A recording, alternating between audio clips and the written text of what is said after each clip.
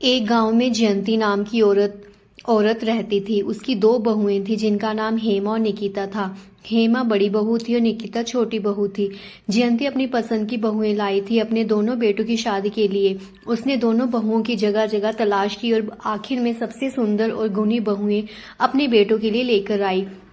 दोनों बहुएं अपनी सास की आज्ञाकारी बहुएं थी। घर का सारा काम करती और खाना बनाने में भी उनका कोई जवाब नहीं था। घर में कोई भी मेहमान आता तो दोनों बहुएं हेमा और निकिता उनकी अच्छे से आवभगत करती। जब तक मेहमान उनके घर में बैठे होते तब तक बहुएं उनके पास ही बैठी रहती। सारे मेहमान जयंती को बोलते कि जयंती, तुम्हारी बहुएं बहुत गुणी और संस्कारी हैं। जयंती को इस बात का कोई भी फर्क नहीं पड़ता था, क्योंकि उसे दूसरों की बहुएं अच्छी लगती थी। कुछ ही समय बाद में जयंती की देवरानी के बेटे की शादी हो जाती है। अब जयंती को अपनी बहुओं को छोड़कर अपनी देवरानी की बहू अच्छी लगती है। पूरा दिन अपनी देवरानी के घर में ही बैठी रहती और जब घर आती तो पायल की बहुत तारीफ करती कि मैं जब भी उनके घर में जाती हूँ तो वे मुझे पहले पानी पूछती है, फिर मेरे मना करने के बावजूद भी वे मेरे लिए चाय बनाकर लाती है और सुंदर भी बहुत है। हेमा और निकिता मन ही मन बहुत चिढ़ने लग पड़ी थी कि जब भी माँ जी उनके घर से आती है तो पायल की ही तारीफें करती रहती है, जैसे तो हम घर का कुछ भी काम ही नहीं करते। अब हेमा और निकिता की शादी को भी 15-16 साल हो गए थे और पायल की शादी तो अभी अभी हुई थी। हेमा और निकिता देखती हैं कि जब से पायल आई है माँ जी रसोई में कुछ भी बनाती और जाकर पायल को दे आती। एक दिन जयंती ने सूजी का हलवा बनाया तो अपनी देवरानी के घर गई कि पायल घर में है या नहीं। तो इतने में निकिता रसोई में जाती है और बोलती है कि माँ जी ने सूजी का हलवा बनाया है, बहुत ही खुशबू आ रही है। ऐसा करती हूँ कि थोड़ा सा अपने लिए कटोरी में डाल लेती हूँ। इतने में जयंती रसोई में आ जाती है और निकिता को बोलती है कि क्या कर रही हो बहू। तो निकिता कहती है कि माँ जी, मैं सूजी का हलवा खाने लगी हूँ, बड़ा मन कर रहा है तो सोचा कि थोड़ा सा खा लूं। तो जयंती कहती है कि नहीं नहीं, मैंने ये हलवा पायल के लिए बनाया है। तो निकिता कहती है कि माँ जी थोड़ा सा ले लेती हूँ। तो जयंती कहती है कि नहीं, सारा हलवा मैंने उसी के लिए ही बनाया है, अगर तुम्हें खाना है तो अपने लिए अलग से बना ले। तो निकिता कहती है कि क्यों, मैं नहीं लगती आपकी कुछ जो आप सारा हलवा ही उस पायल को दे रही हो। तो जयंती कुछ नहीं बोलती और सारा हलवा ही प्लेट में डालकर पायल को देने चली जाती है। उसके बाद निकिता हेमा को बताती है कि आज माँ जी ने सारा हलवा ही उस पायल को देने चली गई है। तो हेमा कहती है कि कोई बात नहीं निकिता, माँ जी को जो ठीक लगता है उसे करने दो। जब जयंती पायल को हलवा देने जाती है तो पायल कहती है कि इसकी क्या जरूरत थी, आपने ऐसे ही तकलीफ उठाई बड़ी माँ जी। तो जयंती कहती है कि लो, इसमें तकलीफ किस बात की है, तू नहीं लगती मेरी कुछ। तो पायल कहती है कि चलो ठीक है, अब आपने इतने प्यार से बनाया है तो खा ही लेती हूँ। जयंती बहुत खुश होती है कि पायल में मेरे हाथ का हलवा खाया है। रोज कुछ ना कुछ जयंती अपनी रसोई में बनाती और पायल को दे आती, अपनी दोनों बहुओं को हाथ तक नहीं लगाने देती। हेमा और निकिता कहती हैं कि हम भी देखते हैं कि पायल माँ जी की कितनी की बात पूछती है, हम भी इधर ही हैं। एक दिन जयंती बाजार से अपना और पायल के लिए सूट लाती है। जब घर आती है तो हेमा और निकिता को बोलती है कि माँ जी, आप बिना बताए कहाँ चली गई थी, आजकल तो आप हमसे भी बात भी नहीं करती, क्या हो गया माँ जी, हमने कुछ गलत कर दिया क्या। तो जयंती कहती है कि अब जाओ यहाँ से और मुझे अपना काम करने दो, मुझे भी अपना काम करने दो। तो हेमा कहती है कि माँ जी, इन लिफाफों में क्या है। तो जयंती कहती है कि मैं बाजार गई थी और अपने लिए और एक पायल के लिए सूट लेकर आई हूँ। तो हेमा कहती है कि माँ जी, आप हमारे लिए नहीं लेकर आई सूट। तो जयंती कहती है कि तुम लोगों ने क्या करने सूट, तुम दोनों की अलमारी तो भरी पड़ी है, जगह नहीं है तुम दोनों की अलमारी में और कपड़े रखने की। फिर पायल का सूट उठाकर उसे देने चली जाती है। पायल जब सूट देखती है तो बोलती है कि बड़ी माँ, ये तो बहुत ही सुंदर सूट है, आप कितनी अच्छी हो, कितना ख्याल रखती हो मेरा। मैं आपको कल ही बता रही थी कि पीला रंग मेरा मनपसंद रंग है और आज आप पीले रंग का सूट भी खरीद लाई। तो जयंती हंसने लग पड़ती है और फिर पायल पूछती है कि आप अपनी बहू के लिए भी ऐसे ही सूट लेकर देते हो। तो जयंती कहती है कि नहीं, उनके लिए नहीं लेकर आई मैं। फिर पायल कहती है कि बड़ी माँ, आज मेरा सिर बहुत दर्द दुख रहा है।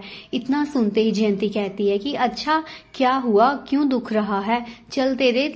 चल तेल लेकर आ, तेरे सिर की मैं मसाज कर देती हूँ। पास में खड़ी देवरानी उनकी तरफ देखती रहती है और कुछ नहीं बोलती। अंदर रसोई में जाती है और अपने आप से ही बातें करती है कि अपनी बहुओं के पास तो बैठती नहीं और रोज आ जाती है मेरी बहू के पास। अपनी बहुएं तो अच्छी नहीं लगती। ये सिलसिला काफी महीनों ऐसे ही चलता रहता है। एक दिन हेमा और निकिता बोलती हैं कि जब से पायल की शादी हुई है हम कभी भी नहीं गए उनके घर, और ना ही वे हमारे घर आती है और ना ही चाची जी आती हैं। फिर माँ जी रोज रोज कैसे उनके घर चली जाती है? जब से ये पायल आई है इसने हमारा जीना ही हराम कर रखा है। माँ जी को दूसरों की बहुएं बहुत अच्छी लगती हैं, वे चाहे घर का कोई भी काम नहीं करती हों। हाँ दीदी, तुम सही कह रही हो। अब पायल को ही देख लो, माँ जी रोज जाती है उसके पास, कभी कुछ बनाकर खिलाया है? वो भी माँ जी को तभी बुलाती है, माँ जी उसे कुछ न कुछ बनाकर देती रहती है और कभी कुछ बनाकर दे रही है और कभी कुछ। रात को जयंती खाना खा रही थी तो बोलती है कि मेरी सहेली बोल रही थी कि मेरी बहू तो मुझे कोई भी काम नहीं करने देती, यहाँ तक कि कोई सब्जी भी नहीं काटने देती। कितनी अच्छी बहू है उसकी, साथ में कर्म भी तो उसके अच्छे हैं जो उसको इतनी सुशील बहू मिली है।